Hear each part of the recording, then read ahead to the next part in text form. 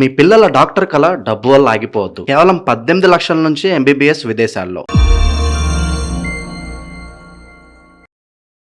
అందరికీ నమస్కారం. నేను శిరీష. ప్రస్తుతం మనతో పాటు ఉన్నారు ప్రముఖ ఆధ్యాత్మికవేత్త జ్యోతిష పండితులు శేషగిరి రావు గారు. గురుగారితో మాట్లాడతాం. నమస్కారం గురుగారు.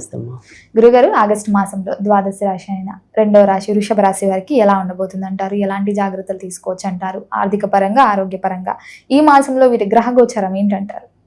తప్పకుండా. అయితే వృషభ రాశి వారికి కూడా ఎక్కువ శాతం అయితే కనుక మంచి ఫలితాలు అయితే ఉన్నాయి.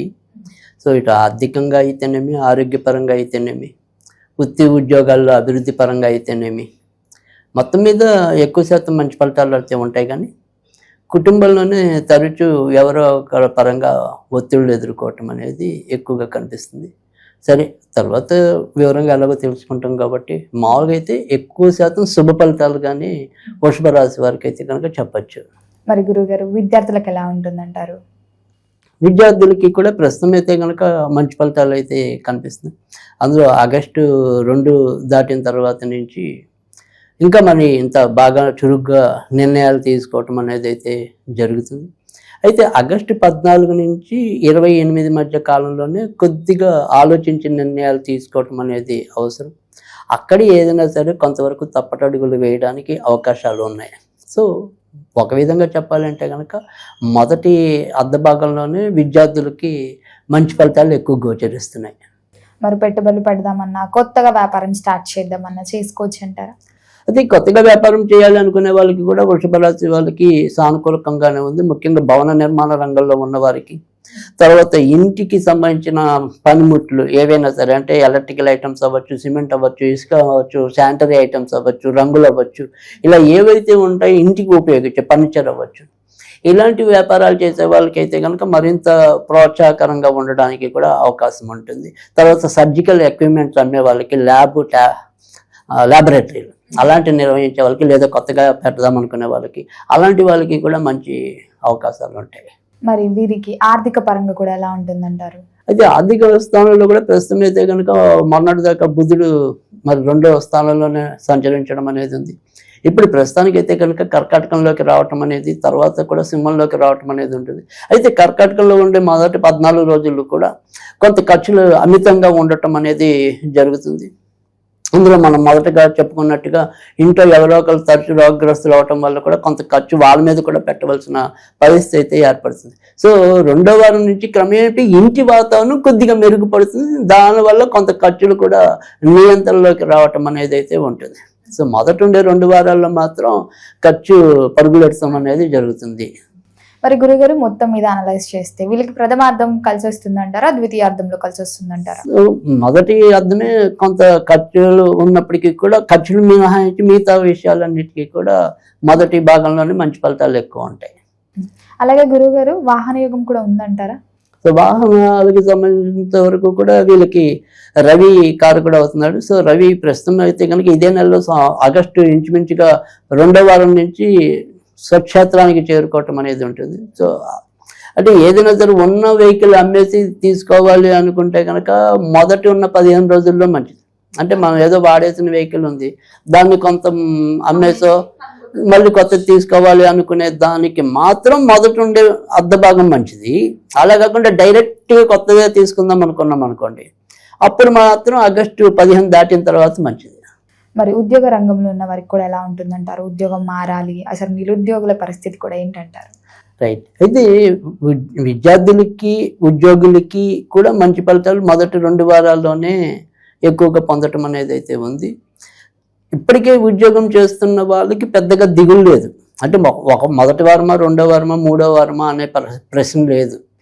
సో ఖచ్చితంగా మంచి అనేది ఉంటుంది. ఒత్తిడి అనేది, అంటే శని లాభస్థానంలో ఉన్నాడు కాబట్టి ఏదైనా సరే కొంతవరకు ఒత్తిడి ఎదుర్కోవటం అనేది, పోరాటంతోనే ముందుకెళ్ళటం అనేది ఉంటుంది. కానీ బ్యాక్ అవటం అనేది ఉండదు.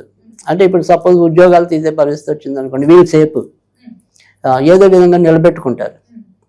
అంటే ఆ కష్టపడే తత్వాన్ని పై వాళ్ళు గుర్తించడం వల్ల వీళ్ళని పోగొట్టుకోవడానికి అంత ఇష్టపడరు. సో ఆ ప్రయారిటీలో తీసే క్రమంలో వీరు ఉండరు. ఒకవేళ కొంతమంది ఉద్యోగాలు తీయాల్సిన పరిస్థితి కంపెనీలకు ఏర్పడింది అనుకోండి, వీళ్ళు ప్రయారిటీ లిస్ట్లో ఉంటారు, అంటే ఉండే వాళ్ళలో. సో అందుకని వీళ్ళకి ఆ రకంగా అంత టెన్షన్ లేదు. కానీ వీళ్ళు ఎందుకని ఆ స్థానం నిలుపుకున్నారు అంటే కనుక ఇప్పుడు పెద్ద అలా ఫైట్ చేయగలుగుతున్నారు. అంటే సమస్య వచ్చినప్పుడు దాన్ని వీళ్ళు నిరూపించుకుంటున్నారు, యూజ్ చేసుకుంటున్నారు. అందుకని పై వాళ్ళ దృష్టిలో వీళ్ళు ఉన్నారు భద్రంగా.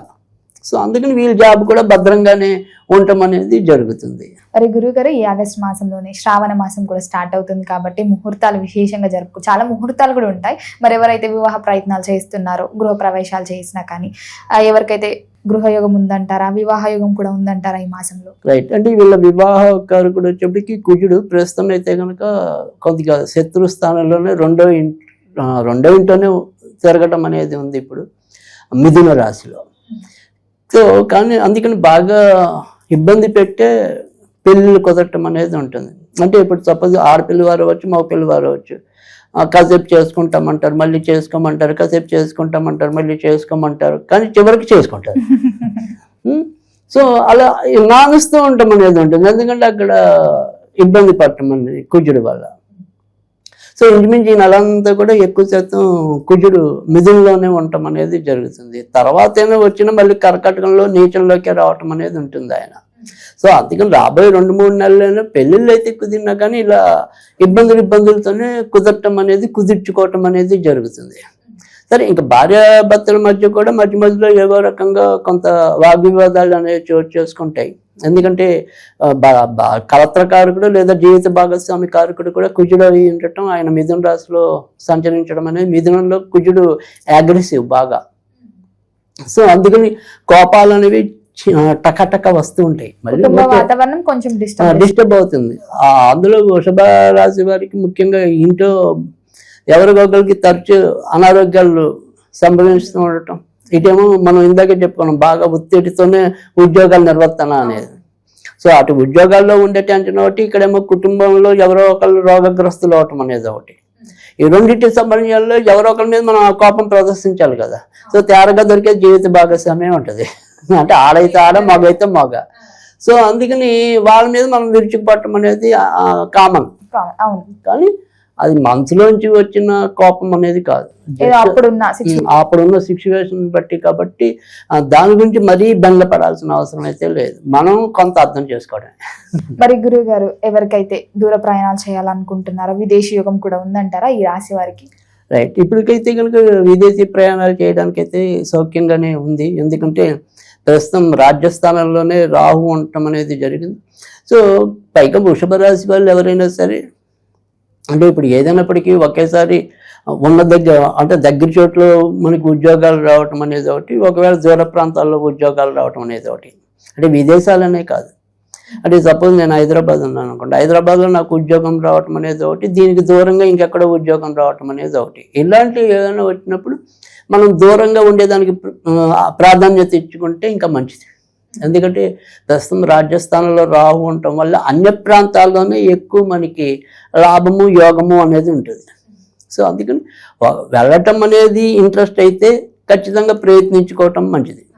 వెళ్ళటం ఇష్టం లేకపోయినా ఇలాంటి 2 అవకాశాలు వచ్చినప్పుడు రెండో దాన్ని తీసుకోవటం, అంటే దూరాన్ని తీసుకోవటం, అది వీళ్ళకి ఇంకొద్దిగా మేలు చేయడానికి అవకాశం ఉంటుంది. సంతాన యోగం కూడా ఉందంటారా గురుగారు, ఎవరైతే సంతాన ప్రయత్నాలు చేస్తున్నారో వారికి? అయితే వీళ్ళ సంతానానికి సంబంధించినంత వరకు కూడా ఇప్పుడైతే కనుక మంచిగానే ఉండటం అనేది అయితే ఉంది.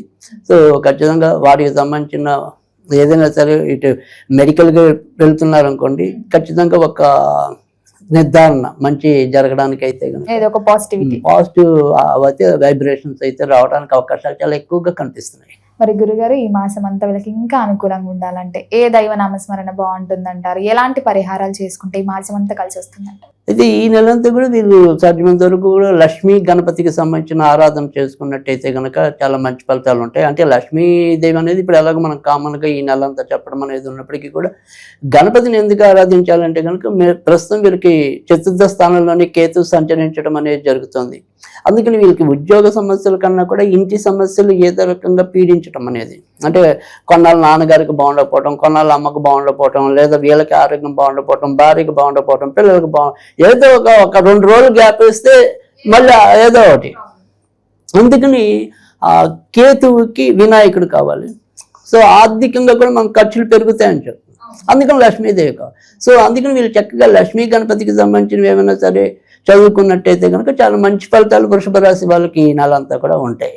గురుగారు, మొత్తం మీద ఆగస్టు మాసంలో వృషభ రాశి వారికి ఎలా ఉంది, ఎలాంటి జాగ్రత్తలు తీసుకోవాలో తెలియజేసినందుకు ధన్యవాదాలు.